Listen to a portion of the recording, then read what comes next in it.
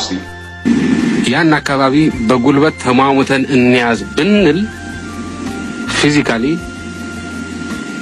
የማይቻል ነገር ላይሆን ይችላል። ተማሙተን ልንይዘው እንችል ይሆናል።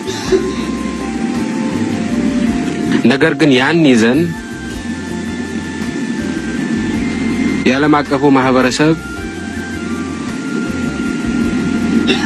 ኖርማል አባል ሆነን መኖር አንችልም።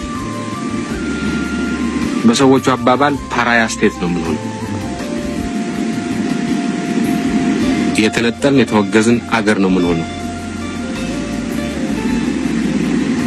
በአሁኑ ሰዓት መነገድ ይኖርብናል። በአሁኑ ሰዓት ኢንቨስትመንት መሳብ ይኖርብናል። በአሁኑ ሰዓት ለልማት የሚያስፈልገን እርዳታ ማግኘት ይኖርብናል።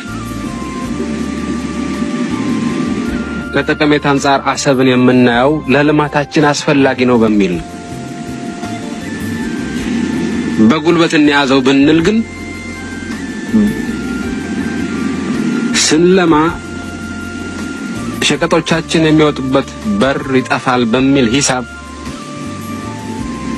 ያንን በር በጉልበት እንያዝ ብንል ግን የሚወጣ ሸቀጥ ማምረት ማንችልበት ሁኔታ ነው የሚፈጠረው።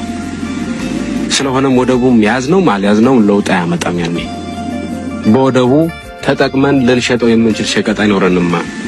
የተነጠልን የተወገዝን አገር እንሆናለን። ፓራያ ስቴት እንሆናለን። በእንደዚህ አይነት ሁኔታ ከድህነት መላቀቅ የምንችል አይደለንም። አሁን ያለው የዓለም አቀፍ ኢንቫይሮንመንት ታውቁታላችሁ። ዓለም አንድ መንደር የሆነችበት ሁኔታ